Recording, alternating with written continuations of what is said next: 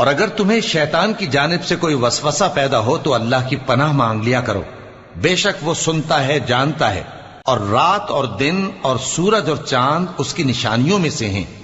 تم لوگ نہ تو سورج کو سجدہ کرو اور نہ چاند کو، بلکہ اللہ ہی کو سجدہ کرو جس نے ان چیزوں کو پیدا کیا ہے، اگر تم کو اس کی عبادت منظور ہے۔ پھر اگر یہ لوگ سرکشی کریں تو اللہ بھی ان سے بے نیاز ہے، کیونکہ جو فرشتے تمہارے پروردگار کے پاس ہیں وہ رات دن اس کی تسبیح کرتے رہتے ہیں اور کبھی تھکتے ہی نہیں۔